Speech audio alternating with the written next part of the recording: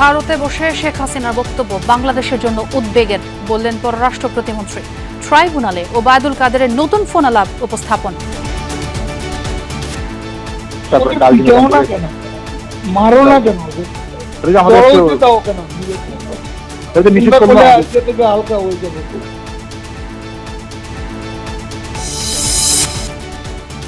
LNG টার্মিনালের আংশিক মেরামত, 2 থেকে 3 দিনের মধ্যে গ্যাস সরবরাহ স্বাভাবিক হওয়ার আশা।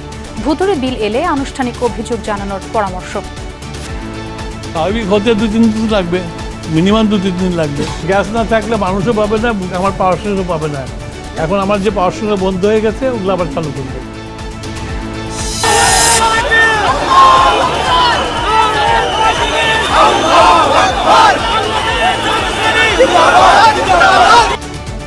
নিত্যপণ্যের মূল্যবৃদ্ধি, তেল গ্যাস সহ নানা ইস্যুতে সচিবালয়ের সামনে 11 দলের অবস্থান।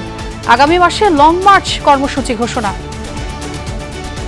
এই লং মার্চ জনগণের দাবি আদায়ের জন্য।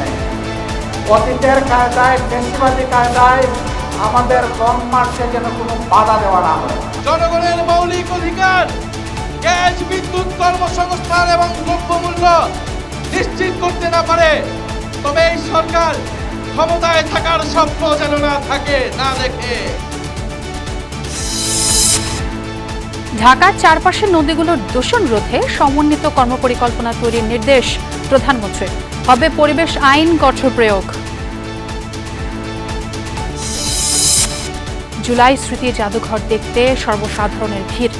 সাইদ মুগ্ধদের স্মৃতি স্মারকের পাশাপাশি ঠাঁই পেয়েছে গুম খুনের প্রামাণ্য দলিল। আমরা বাস্তবে দেখতে পাচ্ছি যে আমাদের স্বৈরাচার যে শেখ হাসিনা যে কত নির্যাতন নিপীড়ন করেছিল আমাদের ভাইদের উপরে। 2024-এর যে একটা স্বাধীনতা, সেটা মানুষ এখন অনুভব করতেছে। রাষ্ট্রপতি নির্বাচনে মনোনয়ন দাখিল 13 আগস্ট। একাধিক প্রার্থী হলে 20 তারিখ সংসদে ভোটাভুটি। 5 ধাপে হবে স্থানীয় সরকার নির্বাচন।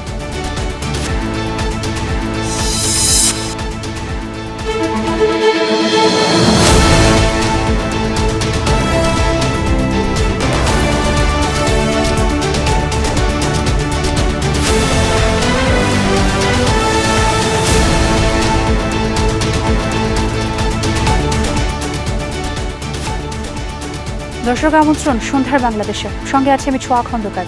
আর এতক্ষণ শিরোনাম দেখছিলেন। ভারতের মাটিতে বসে স্বৈরাচারী ও ফ্যাসিবাদীরা কথা বললে বিষয়টি বাংলাদেশের জন্য উদ্বেগের বলে মন্তব্য করেছেন পররাষ্ট্র প্রতিমন্ত্রী শামা ওবায়েদ। সন্ধ্যায় পররাষ্ট্র মন্ত্রণালয়ের ব্রিফিংয়ে এসব কথা বলেন তিনি। আরও বলেন, ভারতের সাথে বাংলাদেশের বহুমাত্রিক সম্পর্ক, এ সকল বিষয়ে আলোচনা চলবে। তবে যে বিষয়ে জুলাই যোদ্ধা ও বাংলাদেশের মানুষকে ব্যথিত করে, সে বিষয়ে ভারত সরকারকে সতর্ক হতে হবে বলেও জানান শামা ওবায়েদ। এছাড়া ব্রিক্সে বাংলাদেশ জয়েন করবে কিনা সেটা বাংলাদেশের সরকারের সময় ও সিদ্ধান্তের উপর নির্ভর করে বলে মন্তব্য করেছেন পররাষ্ট্র প্রতিমন্ত্রী। ভারতের মাটিতে বসে স্বৈরাচারী, ফ্যাসিবাদী, সাজাপ্রাপ্ত আওয়ামী লীগের লোকজন এবং আওয়ামী লীগের প্রধান যদি এই ধরনের ষড়যন্ত্রমূলক কাজকর্ম চালিয়ে যেতে থাকে এবং সেটা যদি ভারত সরকার এখনই বন্ধ না করে, এই মুহূর্তে বন্ধ না করে, তাহলে অবশ্যই সেটা বাংলাদেশের জনগণের জন্য একটা উদ্বেগের জায়গা তৈরি করে। আমরা চাই যে আমাদের সম্পর্ক, কারণ ভারতের সাথে আমাদের অনেক ইস্যু আছে, আমাদের দুই দেশের দ্বিপাক্ষিক অনেক ইস্যু আছে, যেগুলো আলোচনার মাধ্যমে, ডায়ালগের মাধ্যমে, বৈঠকের মাধ্যমে সমাধান করতে হবে, সমাধানের প্রয়োজন আছে। শুধু ফাঁসির দণ্ডপ্রাপ্ত শেখ হাসিনাকে বক্তব্য দেওয়ার সুযোগ করে দিয়ে জুলাই শহীদদের অসম্মান করেছে ভারত।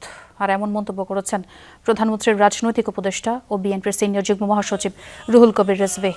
সকালে রাজধানীর শেরেবাংলা নগরে সাবেক রাষ্ট্রপতি জিয়াউর রহমান ও সাবেক প্রধানমন্ত্রী খালেদা জিয়ার সমাধিতে ড্যাবের নেতাকর্মীদের নিয়ে শ্রদ্ধা নিবেদন করেন তিনি। বলেন, আইন থাকার পরও পলাতক আসামিকে ফিরিয়ে না দিয়ে রাজনীতির সুযোগ করে দেয়া জাতীয় সার্বভৌমত্বের প্রতি অপমান। রিজভী বলেন, উদ্দেশ্যমূলকভাবে শেখ হাসিনাকে রাজনীতি করার সুযোগ করে দেয়া দুই দেশের দ্বিপাক্ষিক সম্পর্কের উপর আঘাত। আমাদের স্বাধীনতা, সার্বভৌমত্ব সুরক্ষার অঙ্গীকার নিয়ে যে গণজাগরণ, যে মহাবিপ্লব 5ই আগস্টের দিন সম্পন্ন হলো, পালিয়ে গেল, সেই দিনই এই প্রোগ্রামটি দিল্লিতে হচ্ছে আর সেখানে শেখ হাসিনাকে বক্তৃতা করতে দেওয়া হচ্ছে। এটা সম্পূর্ণরূপে ভারতীয় নীতি নির্ধারকদের পরিকল্পিত একটি বিষয়। 2024 সালের 11 জুলাই তৎকালীন আওয়ামী লীগের সাধারণ সম্পাদক ওবায়দুল কাদের সরাসরি ফোন করে ছাত্রলীগের সভাপতি সাদ্দাম হোসেনকে শিক্ষার্থীদের উপর হামলার নির্দেশনা দিয়েছিলেন। এই সংক্রান্ত একটি কল রেকর্ড ট্রাইব্যুনালে দাখিল করেছে প্রসিকিউশন। একই সাথে শিক্ষার্থীদের উপর হামলার ঘটনায় সাবেক উপাচার্য মাকসুদ কামাল ও জাফর ইকবাল সহ কয়েকজনের বিরুদ্ধে তদন্ত শেষ হয়েছে। মারো না কেন ওদের, দাও কেন জুলাই আন্দোলন চলাকালীন 11 জুলাই শিক্ষার্থীদের উপর হামলা চালাতে তৎকালীন ছাত্রলীগ সভাপতি সাদ্দামকে নির্দেশনা দিতে শোনা যায় কার্যক্রম নিষিদ্ধ আওয়ামী লীগের সাধারণ সম্পাদক ওবায়দুল কাদেরকে। তার যে আমরা যেন ওদের মুখোমুখি না যাই এটার জন্য বারবার আমাদেরকে বলতেছিল। আজকে কে বলতেছে? এই ফোন দিয়েছিল সবাই, আমাদের পুলিশ প্লাস বিপ্লব যোগাযোগ করছিল। পুলিশ ছাত্রদের মুখোমুখি হতে নিষেধ করেছে বলে ওবায়দুল কাদেরকে জানায় সাদ্দাম। যদিও পরে ওবায়দুল কাদেরের নির্দেশনায় 15 জুলাই ঢাকা বিশ্ববিদ্যালয়ে আন্দোলনকারী শিক্ষার্থীদের ওপর হামলা চালায় ছাত্রলীগ। বৃহস্পতিবার ওবায়দুল কাদের, বাহাউদ্দিন নাসিম, যুবলীগ ছাত্রলীগের শীর্ষ নেতা সহ 7 আসামির বিরুদ্ধে মানবতাবিরোধী অপরাধের মামলায় যুক্তিতর্ক উপস্থাপনে এই ফোন রেকর্ড উপস্থাপন করে প্রসিকিউশন। ওবায়দুল কাদের ছাত্রলীগকে বলেছিলেন যে এই আন্দোলন দমন করার জন্য ছাত্রলীগই যথেষ্ট। উনি আরও বলেছিলেন যে এই রাজাকার স্লোগানের জবাব ছাত্রলীগ দেওয়ার জন্য যথেষ্ট, ছাত্রলীগই দিবে। এই বক্তব্যের প্রেক্ষিতে ঢাকা বিশ্ববিদ্যালয়ে 15 তারিখে 3 শতাধিক আন্দোলনকারী নিরীহ নিরস্ত্র ছাত্র জনতাকে ছাত্রলীগের সশস্ত্র ক্যাডার বাহিনী পিটিয়ে, গুলি করে এবং কুপিয়ে জখম করেছিল। সাধারণ শিক্ষার্থীদের ওপর এই বর্বর হামলা শান্তিপূর্ণ কোটা আন্দোলনকে নিশ্চিহ্ন করার জন্য হয়েছিল বলে ট্রাইব্যুনালকে জানায় প্রসিকিউশন। একটা হলো সাংবাদিকদের সাথে যখন কথা বলছেন তখন বলছেন প্রতিরোধ গড়ে তুলুন, আর যখন ছাত্রলীগ সভাপতির সাথে মোবাইলে কথা বলছেন তখন বলছেন মারো না কেন, পিটাও না কেন, বাড়তে দাও কেন। এছাড়া জুলাই আন্দোলনে ঢাকা বিশ্ববিদ্যালয়ে হামলার ঘটনায় সাবেক উপাচার্য মাকসুদ কামাল, অধ্যাপক জাফর ইকবাল সহ কয়েকজনের বিরুদ্ধে তদন্ত শেষ হয়েছে বলে জানিয়েছে প্রসিকিউশন। রাব্বি হোসেন, যমুনা নিউজ, ঢাকা। 2 থেকে 3 দিনের মধ্যে সারা দেশের গ্যাস সরবরাহ স্বাভাবিক হবে বলে জানিয়েছেন বিদ্যুৎ ও জ্বালানি মন্ত্রী। বলেন, মহেশখালীর ক্ষতিগ্রস্ত ভাসমান এলএনজি টার্মিনাল 2 সপ্তাহ পর আবার চালু হয়েছে। এতে বিদ্যুৎ ও গ্যাস সংকট কমবে বলে আশাবাদী মন্ত্রী। এ সময় তিনি দাবি করেন, বিদ্যুতের ভুতুরে বিলের কথা বলা হলেও তথ্য চাইলে পাওয়া যায় না। দেশে প্রতিদিন 380 কোটি ঘনফুট গ্যাসের চাহিদা আছে, কিন্তু পাওয়া যায় এর চেয়ে কম 270 ঘনফুট। চাহিদা ও যোগানের এই ফারাকের মাঝে সংকট বাড়ে বয়লার বিস্ফোরণে এক্সিলারেট এনার্জির ভাসমান এলএনজি টার্মিনাল বন্ধ হওয়ায়। এতে কমে যায় আরও 45 কোটি ঘনফুট গ্যাস সরবরাহ। সব মিলিয়ে চাহিদার প্রায় 40% গ্যাস সরবরাহ কমায় ভোগান্তিতে পড়ে আবাসিক, বাণিজ্যিক, শিল্পসহ সব ধরনের গ্রাহক। তবে বয়লার বিস্ফোরণে প্রায় 2 সপ্তাহ বন্ধ থাকার পর বৃহস্পতিবার থেকে আংশিক চালু হয়েছে মহেশখালীর ভাসমান এলএনজি টার্মিনাল। এতে গ্যাস বিদ্যুতের চলমান সংকট কমবে বলে জানিয়েছেন বিদ্যুৎ ও জ্বালানি মন্ত্রী। সঞ্চালন শুরু হয়ে গেলে আস্তে আস্তে আমাদের যেখানে প্রেশার কমে গেছে প্রেশারটা উন্নত হবে এবং মোটামুটি যে সমস্যার মধ্যে পড়েছি সে মধ্যে উত্তরণ করতে পারবো। স্বাভাবিক হতে 2-3 দিন লাগবে, মিনিমাম 2-3 দিন লাগবে। গ্যাস না থাকলে মানুষও পাবে না, আমার পাওয়ার স্টেশনও পাবে না। এখন আমার যে পাওয়ার স্টেশন বন্ধ হয়ে গেছে ওগুলো আবার চালু করবে। দেশব্যাপী বিদ্যুতের অস্বাভাবিক বিল নিয়ে অভিযোগ রয়েছে। মন্ত্রীর দাবি, অভিযোগ থাকলেও এ নিয়ে সুনির্দিষ্ট তথ্য চেয়েও পাওয়া যায় না। কিছুদিন আগে আপনাদের এক সাংবাদিক ফেসবুকে দিছিল যে তার বিল ছিল 3,500 টাকা, 7,000 টাকা আসছে। আমার লোক যে পরীক্ষা করে দেখে আসছে উনি 2 টন 2টা এয়ার কন্ডিশন চালান, ফ্রিজ আছে, ব্লেন্ডার চালান। উনি এত কিছু চালানোর পরেও 7,000 টাকা যদি বেশি বিদ্যুতের বিল হয়, আমার মনে হয় না পৃথিবীর কোথাও 7,000 টাকা দিয়ে এরকম এত কিছু চালানো যায়। এর আগে জ্বালানি মন্ত্রী বৈঠক করেছেন ভারতের হাইকমিশনার দীনেশ ত্রিবেদীর সাথে। দ্বিপাক্ষিক স্বার্থ সংশ্লিষ্ট বিষয় নিয়ে তাদের আলোচনা হয়েছে বলে জানান তিনি। ভারতের সাথে একটা পাইপলাইন আছে, সেখান থেকে ডিজেল আসে, তাদেরকে বলেছে আরো বেশি দেওয়ার জন্য। বৈঠকে দিল্লিতে ক্ষমতাচ্যুত প্রধানমন্ত্রী শেখ হাসিনার অডিও ব্রিফিং নিয়ে কোনো আলোচনা হয়নি বলে জানিয়েছেন বিদ্যুৎ মন্ত্রী। আমি শেখ হাসিনার সম্বন্ধে কিছু বলতে চাই না, উনি তো অনেক কিছুই করেন। আলমগীর স্বপন, যমুনা নিউজ, ঢাকা। জনগণের মৌলিক চাহিদা নিশ্চিত, জুলাই সনদ ও গণভোটের রায় বাস্তবায়নের দাবিতে সেপ্টেম্বর থেকে লং মার্চ কর্মসূচির ঘোষণা দিলেন জামায়াত আমির ডাক্তার শফিকুর রহমান। হুঁশিয়ারি দেন কর্মসূচিতে বাধা দিলে তীব্র আন্দোলন গড়ে তোলার। এনসিপি আহ্বায়ক নাহিদ ইসলামের অভিযোগ, তেল গ্যাস বিদ্যুতের দাম বৃদ্ধির পেছনে রয়েছে সিন্ডিকেট।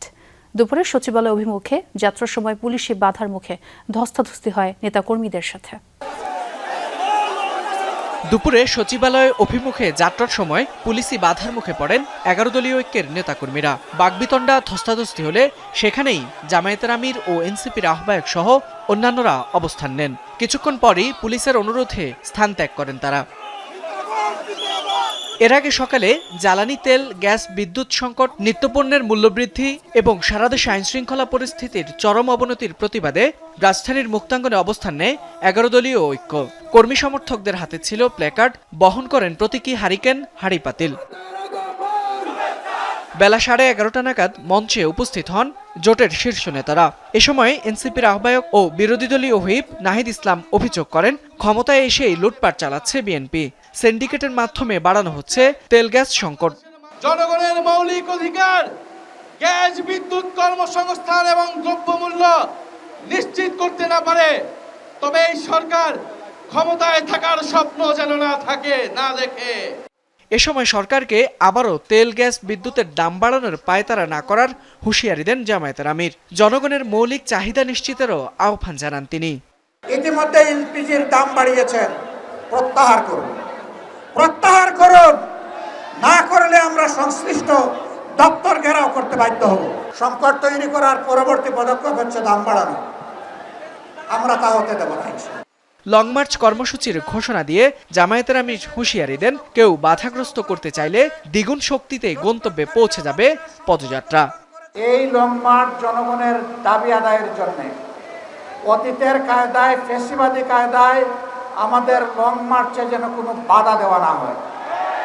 যদি বাধা দেওয়া হয়, লং মার্চ দ্বিগুণ শক্তিতে তার গন্তব্যে পৌঁছে যাবে ইনশাআল্লাহ। 5 সেপ্টেম্বর ঢাকা থেকে চট্টগ্রাম পর্যন্ত শুরু হচ্ছে জামায়াত নেতৃত্বাধীন 11 দলীয় ঐক্যের long march. Faisal Mahmud, Jamuna news, Dhaka. রাজধানী ঢাকার চারপাশে নদীগুলোর দূষণ রোধে সমন্বিত কর্মপরিকল্পনা তৈরির নির্দেশ দিয়েছেন প্রধানমন্ত্রী তারেক রহমান। পাশাপাশি শিল্প কারখানায় বর্জ্য শোধনাগার ব্যবহারে পরিবেশ আইন কঠোরভাবে প্রয়োগে জোর দিয়েছেন তিনি। আলাদা বৈঠকে সরকার প্রধান নদী ও খালপাড়ের ক্ষয় রোধে বিন্না ঘাসের কার্যকারিতা খতিয়ে দেখার নির্দেশ দেন। বুড়িগঙ্গার পাড়ে গড়ে ওঠা কোটি মানুষের শহর ঢাকা, সেই ঢাকাবাসীর প্রাণকেন্দ্র হওয়ার কথা ছিল রাজধানীর চারপাশে থাকা 4 নদী। কিন্তু বছরের পর বছর দূষণ আর অব্যবস্থাপনায় নদী হারায় তার স্বাভাবিক প্রবাহ। হুমকির মুখে জীববৈচিত্র্য। নির্মল পরিবেশের বদলে নদী পাড়ে বাড়ছে রোগবালাই, যা ভাবিয়ে তুলেছে বর্তমান সরকারকে। সচিবালয়ে সংশ্লিষ্ট দপ্তরের মন্ত্রী ও কর্মকর্তাদের নিয়ে বৈঠক করেন প্রধানমন্ত্রী তারেক রহমান। সিদ্ধান্ত হয় সমন্বিত পরিকল্পনার আলোকে প্রাণ ফেরানো হবে ঢাকার 4 নদীতে। সবাইকে সমন্বিত করে একটা কর্মপরিকল্পনা গ্রহণ করা, যাতে অতি দ্রুত নদীকে রক্ষা করা যায়, পরিবেশকে বাঁচানো যায়। এই ব্যাপারে কি করা যায় সে ব্যাপারে তিনি নির্দেশ দিয়েছেন। আগামী 1 মাসের মধ্যে এই ব্যাপারে কার্যকর ভূমিকা গ্রহণ করতে হবে।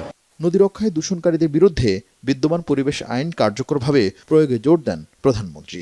কলকারখানা যেগুলো আছে তারা যাতে সরাসরি নদীতে না ফেলতে পারে এবং সেগুলোকে ফেলার আগে যাতে একটা প্রসেসের মধ্য দিয়ে বিষাক্তটা যাতে নদীতে না পড়ে সেই ব্যাপারে ইটিপি, এসটিপি যেখানে যা বসানো দরকার সেগুলো বসাইতে হবে।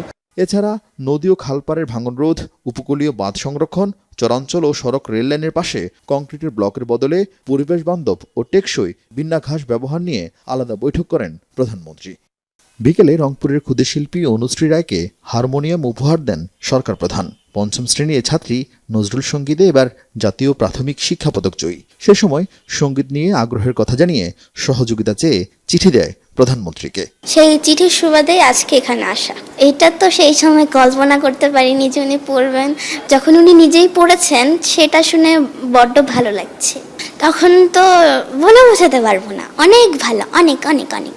উনি আমাকে একটি চেঞ্জার হারমোনিয়াম গিফট করেছেন এবং আমার গান শুনেছেন।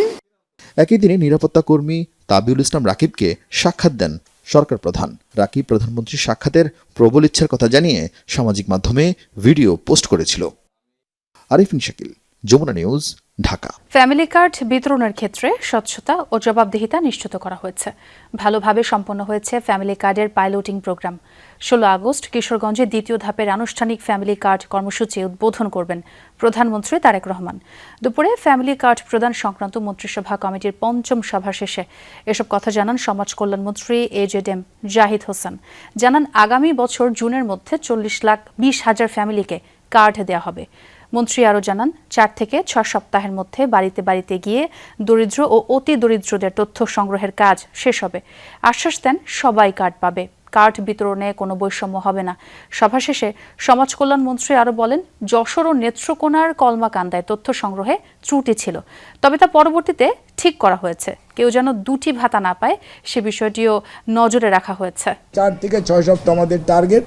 এর মধ্যে ডাটা কালেকশনটা আমরা কমপ্লিট করতে পারবো সারা বাংলাদেশে। কার্ড তো সবাই পাবে, কিন্তু সুবিধা পাওয়ার ব্যাপারে কেউ বাদ পড়তে যাতে না যায়, অথবা কেউ অন্তর্ভুক্ত হওয়ার উপযুক্ত না কিন্তু অন্তর্ভুক্ত হয়ে যায় যাতে না যায়, অর্থাৎ ফ্লসটা মানে কার্ডের দুর্বলতাটা বা ভাতা দেওয়ার দুর্বলতাটা আমরা কমানো, এটা আমাদের টার্গেট। সর্বসাধারণের জন্য উন্মুক্ত হলো জুলাই গণঅভ্যুত্থান স্মৃতি জাদুঘর। সকাল 11টা থেকে দর্শনার্থীদের জন্য খুলে দেওয়া হয় জাদুঘরটি। প্রথম দিনই কাউন্টার থেকে টিকিট নিতে ভিড় করেন অনেকে। টিকিট সংগ্রহ করা যাবে অনলাইনেও। প্রতিদিন সর্বোচ্চ 900 দর্শনার্থী প্রবেশ করতে পারবেন।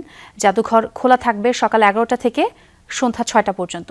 শিশুদের টিকিট 20 এবং বড়দের 50 টাকা। জুলাই গণঅভ্যুত্থান স্মৃতি জাদুঘর শুধু একটি স্থাপনা নয়, সাহস আর ত্যাগের স্মৃতি সংরক্ষণের জায়গা। দেয়ালে দেয়ালে ধারণ করছে সেই সময়ের নানা স্মৃতি ও আলামত।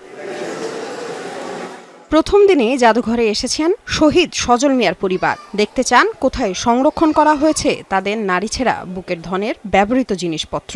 সন্তান দিছো, আমি যে টাইমে বুঝি নাই ওই টাইমে দিছো, আর যে সন্তানের মর্ম বুঝছি তুমি আমার থেকে নিয়ে নিছো। জাদুঘরের নিচতলায় স্থান পেয়েছে দীর্ঘ সময়ের গুম খুনের নানা প্রামাণ্য দলিল, রয়েছে ভুক্তভোগীদের ছবি ও বিভিন্ন স্মৃতিচিহ্ন। সেই ভাঙা দেয়াল, তারপরে নিচে হচ্ছে গিয়ে সে ভাঙা দেয়ালের টুকরো, তারপরে লেটার্স, এগুলো দেখে একটু ফিলিংস আসছে। 13 সালে শাপলা চত্বরে যে মানুষ এদেশের জন্য জীবন দিয়ে গেছে ইসলামপন্থীরা, তার কিঞ্চিত পরিমাণ নমুনা এখানে আছে। আল্লাহর তরফ থেকে হয়, যা কিছু হয় আল্লাহর তরফ থেকে হয়। 2024-এর যে একটা স্বাধীনতা, সেটা মানুষ এখন অনুভব করতেছে। ভিন্ন মতের মানুষদের দমনে ব্যবহৃত বিভিন্ন সরঞ্জাম রাখা হয়েছে এখানে। রয়েছে আলোচিত সেই লাল টেলিফোন। দর্শনার্থীদের আগ্রহের মূল আকর্ষণের জায়গা এটি।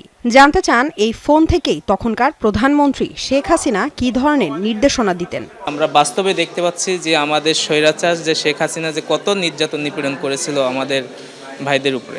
যে সরকার এখন আছে, পরবর্তীতে যে সরকার আসবে, এগুলো দেখে অবশ্যই ভিতরে চিন্তাভাবনা করবে যে গত ফেসিবাদী সরকার যেভাবে করে গেছে, যে ধ্বংসস্তূপ করে গেছে, এটা যেন কখনো না হয়। দীর্ঘ 17 বছরের যে শাসন আমল ছিল বা শেখ হাসিনা শাসন করছে, সমস্ত কিছু মিলিয়েই তো মানুষের ভিতরে এই দুঃখ প্রকাশ করছে ওনারা, কারণ যে সমস্ত অত্যাচার অনাচার করছে সমস্ত কিছু এখানে উঠে আসছে। জাদুঘরের উপরতলায় থরে থরে সাজানো জুলাই আন্দোলনের স্মৃতি। রয়েছে শহীদ নাফিসকে বহন করা রিকশা, আন্দোলনের ছবি ও ভিডিও। পাশাপাশি সংরক্ষণ করা হয়েছে শহীদদের ব্যবহৃত মানিব্যাগ, পোশাক ও জুতাসহ নানা আলামত।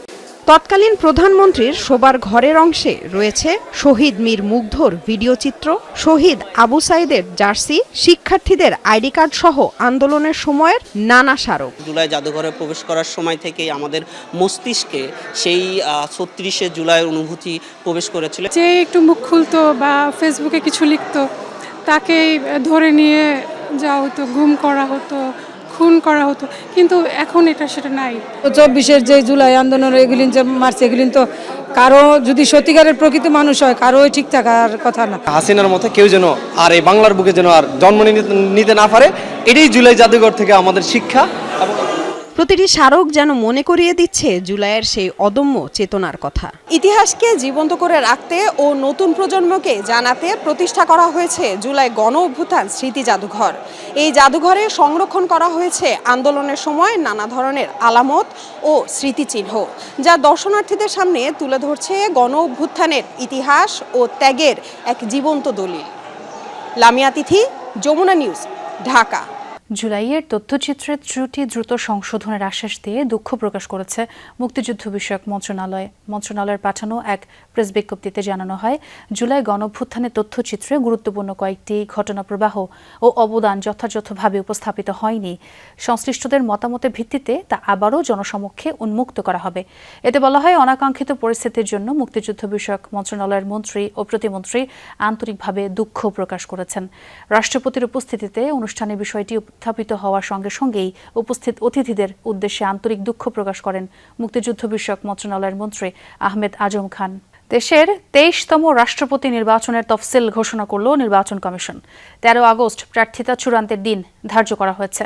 ভোটের প্রয়োজন হলে মীমাংসা হবে ২০ আগস্ট। সেদিন দুপুর ২টা থেকে বিকেল ৫টা পর্যন্ত সংসদ অধিবেশন কক্ষে ভোট গ্রহণ অনুষ্ঠিত হবে। এর মধ্যে সংসদের তরফ থেকে পূর্ণাঙ্গ ভোটার তালিকা পাঠানো হয়েছে নির্বাচন কমিশনে।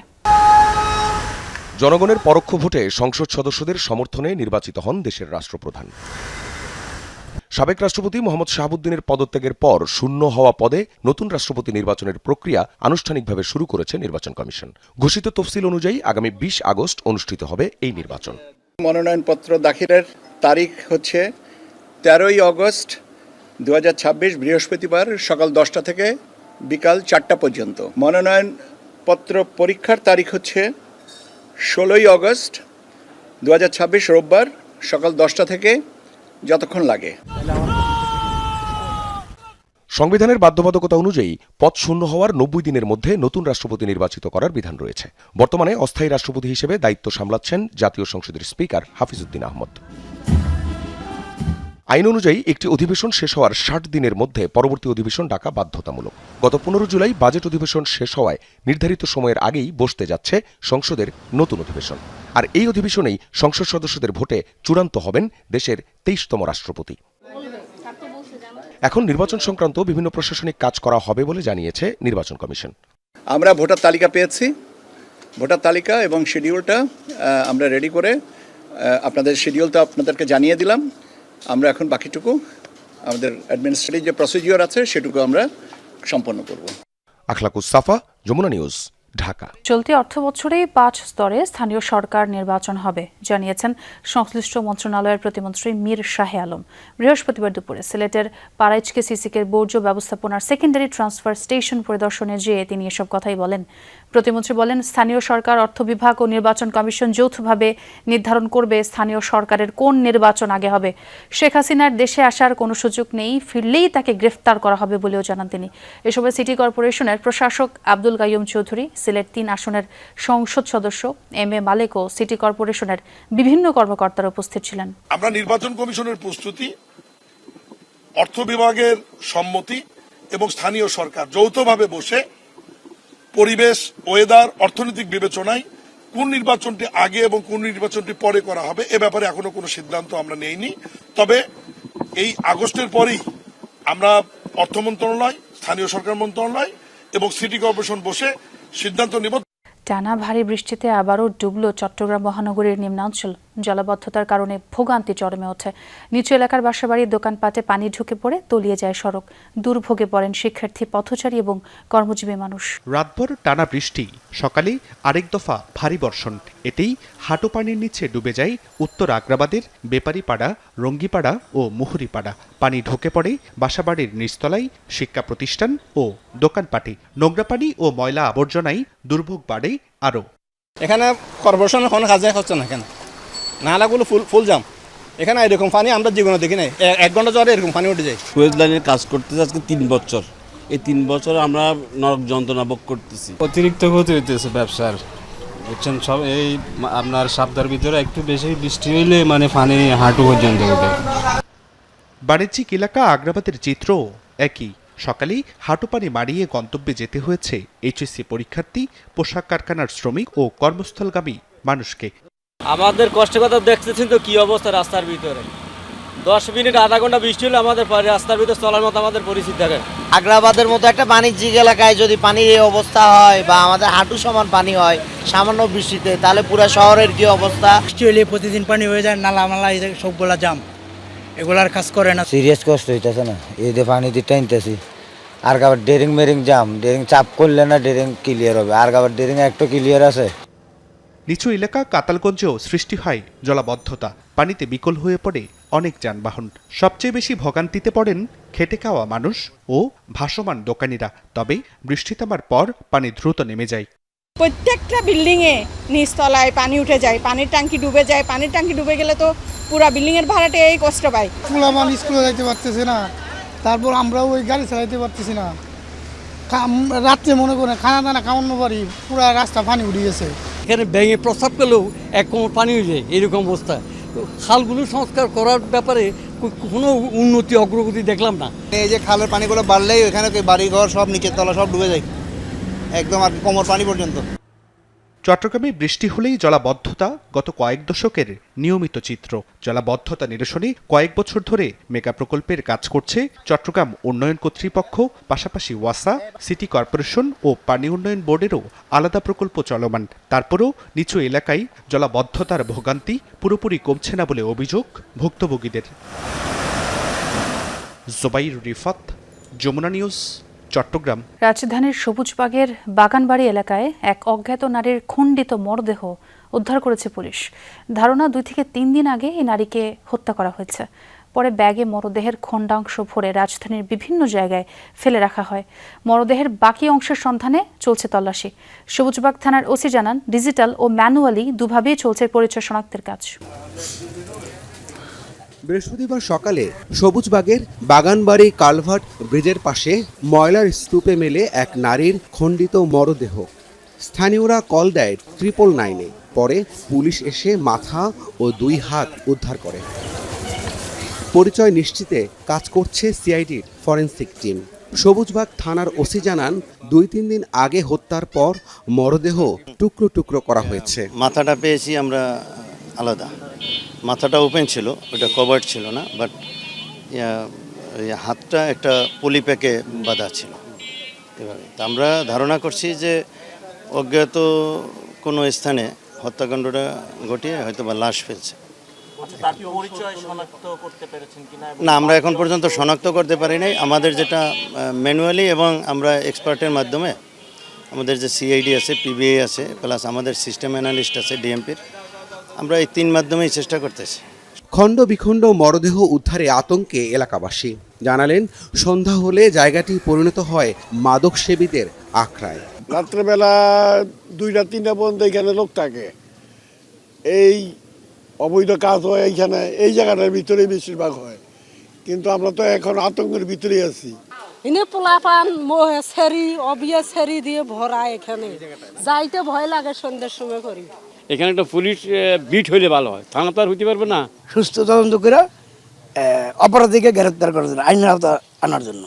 বাগানবাড়ি এলাকায় পুলিশ ক্যাম্প স্থাপনের দাবি তুলেছেন এলাকাবাসী। রাব্বি সিদ্দিকী, যমুনা নিউজ, ঢাকা। দেশের অর্থনীতিকে পঙ্গু করে দিয়ে গেছে পতিত আওয়ামী লীগ। ব্যাংকিং খাতের 1/3 টাকাই চুরি করেছে, যে কারণে 2 কোটির বেশি আমানতকারী পড়েছেন ভোগান্তিতে। সকালে ঢাকা বিশ্ববিদ্যালয়ে বাংলা কিউআর নিয়ে শিক্ষার্থীদের সাথে মতবিনিময় করেন বাংলাদেশ ব্যাংকের গভর্নর মুস্তাকুর রহমান। সেখানেই এসব কথা বলেন তিনি। খেলাপি কমাতে তুলে ধরেন 18 মাসের বিশেষ পরিকল্পনাও। বিগত আওয়ামী লীগ সরকারের আমলে নানাভাবে লুটপাট হয়েছে ব্যাংকিং খাত। ভুয়া কোম্পানি খুলে ঋণের নামে বের করে নেওয়া হয়েছে হাজার হাজার কোটি টাকা, যা পরিণত হয়েছে খেলাপিতে। সব মিলিয়ে ব্যাংকিং খাতে এখন খেলাপি ঋণের পরিমাণ প্রায় 6 লাখ কোটি টাকা। দেশকে যে অর্থনৈতিকভাবে পঙ্গু করে দিয়ে যাওয়া যায়। সকালে ঢাকা বিশ্ববিদ্যালয়ে শিক্ষার্থীদের সাথে মতবিনিময় করেন বাংলাদেশ ব্যাংকের গভর্নর। বলেন, খেলাপি ঋণের নামে যা বলা হচ্ছে তা আসলে চুরি। মোট ঋণের 1/3 খেয়ে ফেলেছে পতিত সরকার। ব্যাংকিং সেক্টরে টোটাল ডিপোজিটের 1/3 লুট করে নিয়ে যাওয়া হয়েছে, এটা চুরি। এটা কোনোভাবেই নন পারফর্মিং লোন না, যেটাকে আমরা হয়তো অ্যাকাউন্টিং এর ভাষায় এনপিএল বলছি। ফলাফল কি, 2 কোটির উপরে আমানতকারী কিন্তু সাফার করছে। গভর্নর বলেন, ব্যাংকিং খাত নিয়মের মধ্যে আনতে কাজ করছে বাংলাদেশ ব্যাংক। খেলাপি কমাতে নেওয়া হয়েছে 18 মাসের পরিকল্পনা। এককালীন ঋণ পরিশোধের সুযোগ দেওয়ার পাশাপাশি করা হচ্ছে বিশেষ আইন। 22 সেপ্টেম্বর আমরা সরকারকে প্রস্তাব দিয়েছি 2টো আইন পাশ করার জন্য। একটা হচ্ছে ডিস্ট্রেস অ্যাসেট ম্যানেজমেন্ট অ্যাক্ট, যেটি পাবলিক কনসালটেশন শেষ হয়ে গেছে। আরেকটি হচ্ছে মানি লোন কোড। আপনারা জানেন, আর্থিক খাতে এক একটা মামলা প্রায় 5 বছর, 6 বছর, 10 বছর চলে। তো আমাদের প্রস্তাব হচ্ছে যে এটি যাতে 6 মাসের মধ্যে করা হয়। এই দুইটা লয়ের মাধ্যমে আমরা এনপিএলটা সেটেল করতে পারবো। গভর্নর বলেন, বেসরকারি খাতে বিনিয়োগ বাড়াতে 60,000 কোটি টাকার প্রণোদনা প্যাকেজ ঘোষণা করা হয়েছে, যা সেপ্টেম্বর থেকে বিতরণ শুরু হবে। জুলাই যোদ্ধাদের সহায়তার বিষয়টি মাথায় রেখে 5,000 তরুণ উদ্যোক্তা তৈরির উদ্যোগের কথাও জানান তিনি। আমরা প্রত্যেকটা উপজেলায় 10 জন করে উদ্যোক্তা বাছাই করব, যাদের বয়স হবে 28 বছরের নিচে। তো এই প্রক্রিয়ায় আমরা 5,000 জনকে, আমাদের পরিকল্পনা আছে যে আমাদের একটা স্টার্ট আপ ফান্ড আছে, একটা নতুন উদ্যোক্তা ফান্ড আছে, সেইখান থেকে টাকা দিতে। এর পাশাপাশি আমরা চেষ্টা করব সিএসআর থেকে 50-50, অর্থাৎ ম্যাচিং 50% থাকবে গ্র্যান্ট, 50% থাকবে লোন। বাংলা কিওর শুধু লেনদেনের ক্ষেত্রেই নয়, দেশের অর্থনীতির আমূল বদলে দেবে বলে মনে করেন গভর্নর। বলেন, এর ফলে সরকারের রাজস্ব আদায় বাড়বে। বাংলা কিওর সম্প্রসারণে নানা পরিকল্পনার কথাও তুলে ধরেন তিনি। সবাইকে একটা কিওর ইউজ করতে হবে, Bangla QR. Alamgir Hossain, Jamuna news, Dhaka. Office সময়ে প্রাইভেট প্র্যাকটিসের অপরাধে নরসিংদীর বেলাব উপজেলা স্বাস্থ্য কমপ্লেক্সের junior consultant doctor Mainul Hasan চিশতির বিএমডিসি লাইসেন্স বাতিল ও বরখাস্তের নির্দেশ দিয়েছেন স্বাস্থ্যমন্ত্রী সর্দার সাখাওয়াত হোসেন। দুপুরে রাজধানীর ইংলিশ রোডের পপুলার ডায়াগনস্টিকে আকস্মিক অভিযানে যান স্বাস্থ্যমন্ত্রী। সে সময় রোগী দেখছিলেন বেলাব উপজেলা স্বাস্থ্য কমপ্লেক্সের ডাক্তার মাইনুল হাসান চিশতি। দীর্ঘদিন ধরেই সরকারি হাসপাতালে না গিয়ে বেসরকারি এই ডায়াগনস্টিক রোগী দেখেন ডাক্তার মাইনুল। রেহাই পেতে একটি ভুয়া পদত্যাগপত্র দেখান মন্ত্রীকে। সেটি যাচাই করে মিথ্যা প্রমাণিত হলে এই চিকিৎসককে বরখাস্তের নির্দেশ দেন স্বাস্থ্যমন্ত্রী। অভিযানে উপস্থিত ছিলেন স্বাস্থ্য অধিদপ্তরের কর্মকর্তাও। এখানে আমার নরসিংদী বেলাব উপজেলার একজন ডাক্তার, সে অফিস টাইমে সে এখানে প্র্যাকটিস করতেছে এবং এটা তার আজকের প্র্যাকটিস না, অনেকদিন যাবত তার বিরুদ্ধে কমপ্লেন, ওনার বিরুদ্ধে কমপ্লেন, ওনাকে শোকযোগ করেছেন একটু বেলাব, কিন্তু উনি এগুলিকে পাত্তা দেন না। আজকে এখানে ধরা পড়েছেন যে উনি এই অফিস টাইমে এখানে প্র্যাকটিস করতেছেন এবং আমরা এই ব্যাপারে আমাদের বিভাগীয় যা শাস্তি দরকার, লাইসেন্স স্থগিত করা সহ, ওনার ক্যান্সেল করা সহ সর্ব ধরনের শাস্তি প্রদান করব। নকশা বহির্ভূতভাবে পার্কিং না রাখার অভিযোগ খতিয়ে দেখতে 5টি বেসরকারি হাসপাতালে অভিযান চালিয়েছে চট্টগ্রাম উন্নয়ন কর্তৃপক্ষ সিডিএ। প্রথমে পার্ক ভিউ হাসপাতালে এবং পরে একে ইবনে সিনা, ডেল্টা সহ কয়েকটি হাসপাতাল এবং চিটাগাং গ্রামার স্কুল ও আইডিয়াল স্কুলে অভিযান চালানো হয়। সিডিএ চেয়ারম্যানের নেতৃত্বে অভিযান টিমটি পার্কিং এরিয়া, বেসমেন্ট পরীক্ষা করে দেখে। পার্কিং না থাকায় ইবনে সিনা ও ডেল্টা হাসপাতালের নকশা ও নথিপত্র তলব করা হয়। যানজট কমানো এবং বাণিজ্যিক স্থাপনাগুলোকে নিয়মের মধ্যে আনতে এই অভিযান বলে জানিয়েছে সিডিএ। আমরা চেষ্টা করে যাচ্ছি যতটুকু কার্যক্রম আপাতত করলে যানজট মুক্ত করা যায়, আমরা প্রাথমিক স্টেজে সেভাবে আমরা এগোচ্ছি। প্রতিটি পরিবার, শিক্ষা প্রতিষ্ঠান, তরুণ এবং যুব সংগঠনকে অন্তত একটি করে গাছ রোপণ ও নিয়মিত পরিচর্যার আহ্বান জানিয়েছেন পরিবেশ মন্ত্রী আব্দুল আউয়াল মিন্টু। সকালে রাজধানীর উত্তরার Nawab Habibullah school and college প্রাঙ্গণে ঢাকা 18 আসনে মাসব্যাপী বৃক্ষরোপণ কর্মসূচি 2026-এর শুভ উদ্বোধন অনুষ্ঠানে প্রধান অতিথির বক্তব্যে এসব কথা বলেন তিনি। এ সময় 2035 সালের মধ্যে দেশের বৃক্ষাচ্ছাদন 27% উন্নীত করার লক্ষ্য নির্ধারিত সময়ের আগেই অর্জন করা সম্ভব হবে বলে আশা প্রকাশ করেন তিনি। অনুষ্ঠানে স্থানীয় জনপ্রতিনিধি, বিভিন্ন সামাজিক ও স্বেচ্ছাসেবী সংগঠনের প্রতিনিধি সহ স্থানীয়রাও অংশ নেন। উদ্বোধন শেষে বিভিন্ন প্রজাতির ফলজ, বনজ ও ঔষধি গাছের চারা রোপণ করা হয়। গাছ লাগানোটা শহরে গ্রাম থেকে অনেক বেশি জরুরি। আমাদের ছেলে মেয়েদের স্বাস্থ্যের জন্য, আমাদের শহরকে ভালো রাখার জন্য, শহরের পরিবেশ ভালো রাখার জন্য, সেজন্য আপনাদের সবার প্রতি আমি প্রথমেই আহ্বান রাখবো যে যেভাবে সুযোগ পান, যদি কোথাও কোনো জায়গা থাকে দয়া করে গাছ লাগাবেন। এটা হলো একদম একটা সাদামাটা অনুরোধ আপনাদের। ক্ষুদ্র নৃগোষ্ঠীর অধিকার নিশ্চিতে সংবিধান সংশোধনের আহ্বান জানিয়েছেন টিআইবির নির্বাহী পরিচালক ডক্টর ইফতেখারুজ্জামান। সকালে রাজধানীর সিরজাপে আন্তর্জাতিক আদিবাসী দিবস উপলক্ষে পার্বত্য অঞ্চলের জনগণের জীবন, ভূমি অধিকার ও সাংস্কৃতিক সম্মান বিষয়ে এক সেমিনারে এই আহ্বান জানান তিনি। এ সময় টিআইবি নির্বাহী পরিচালক বলেন, নৃগোষ্ঠীর মধ্যে বিভাজনের সুযোগ কাজে লাগিয়ে একটা পক্ষ তাদের দুর্বল রাখতে চায়। অপ্রতিরোধ্য একটি শক্তির কারণে শান্তি চুক্তির বাস্তবায়ন করা যায়নি বলেও মন্তব্য করেন ইফতেখারুজ্জামান। বিভাজনকে ব্যবহার করে আদিবাসীদের অধিকার হরণের যে ইকোসিস্টেম সেটাকে দুর্বল করে দেওয়া। আন্তর্জাতিক আদিবাসী দিবস, এই দিবসে এরকম স্পষ্টভাবে আমাদের বলা উচিত যারা এই দেশের আদিবাসী তাদেরকে আদিবাসী হিসাবে সাংবিধানিক স্বীকৃতি দেওয়া। ঝিনাইদহে বীরশ্রেষ্ঠ হামিদুর রহমানের ভাস্কর্য ভাঙচুরে জড়িতদের শাস্তি ও পুনর্নির্মাণের দাবি জানিয়েছে নাগরিক প্রতিনিধি দল। দুপুরে কেন্দ্রীয় বাস টার্মিনালে অবস্থিত ভাস্কর্যে শ্রদ্ধা নিবেদন করেন তারা। পরে সংক্ষিপ্ত প্রতিবাদ সমাবেশ বক্তব্য দেন মুক্তিযোদ্ধা আবু সাইদ খান, মানবাধিকার কমিশনের সাবেক কমিশনার নূর খান লিটন, ঢাকা বিশ্ববিদ্যালয়ের গণযোগাযোগ ও সাংবাদিকতা বিভাগের অধ্যাপক রুবায়েত ফেরদৌস সহ আরও অনেকেই। এ সময় বক্তারা হামিদুর রহমানের ভাস্কর্য ভাঙচুরের নিন্দা জানান। জড়িতদের বিরুদ্ধে আইনগত ব্যবস্থা নেওয়ার দাবি জানান তারা। দেশকে যেন আরও কেউ শেকল পড়াতে না পারে সেরকম একটি প্রাতিষ্ঠানিক কাঠামো তৈরি করতে চায় সরকার, এমনটাই জানিয়েছেন তথ্য ও সম্প্রচার মন্ত্রী জহিরুদ্দিন স্বপন। সচিবালয়ের শেকল ভাঙার জুলাই শীর্ষক প্রকাশনার মোড়ক উন্মোচন অনুষ্ঠানে একথা বলেন তিনি। মন্ত্রী বলেন, দেশের বয়স 55 বছরের বেশি, কিন্তু এখনও শেকল ভাঙতে হচ্ছে। শেকল ভাঙার পরে কি করা হবে সেটি 31 দফায় প্রধানমন্ত্রী তারেক রহমান আগেই বলেছেন। শেখ হাসিনার সংবাদ সম্মেলন নিয়ে পররাষ্ট্র মন্ত্রণালয় যে প্রতিক্রিয়া জানিয়েছে সেটিরই প্রতিধ্বনি করেন তিনি। এ সময় তথ্য ও সম্প্রচার প্রতিমন্ত্রী ইয়াসের খান চৌধুরী বলেন, ছবি ও লেখাগুলো আবেগ থেকে ইতিহাস তুলে ধরার জন্য লেখা হয়েছে। এমন বই আরও প্রকাশ করা হবে। জুলাই নিয়ে তথ্যচিত্র ও রিলস অচিরেই সামনে আসবে। অর্জিত প্রাণ এবং রক্তের বিনিময়ে আমাদের এই বিজয়কে আমরা যদি জনগণের দোরগোড়ায় পৌঁছাতে চাই, তাহলে এই পুরনো ব্যবস্থা দিয়ে পারা যাবে না।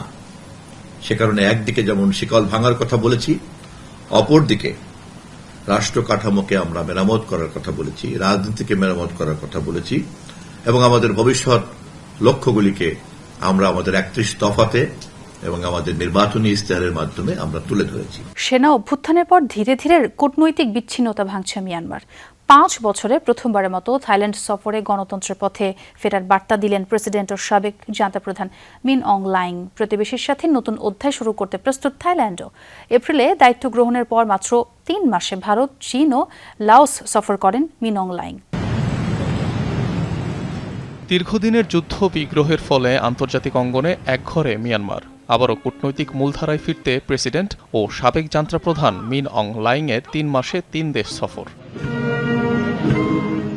সেই ধারাবাহিকতায় বৃহস্পতিবার প্রথম রাষ্ট্রীয় সফরে থাইল্যান্ড পৌঁছান মিয়ানমারের প্রেসিডেন্ট। বিমানবন্দরে জমকালো সংবর্ধনায় তাকে স্বাগত জানান থাই প্রধানমন্ত্রী আনুতিন চানভিরাকুল। এরপরই অনুষ্ঠিত হয় দুদেশের উচ্চ পর্যায়ের দ্বিপাক্ষিক বৈঠক।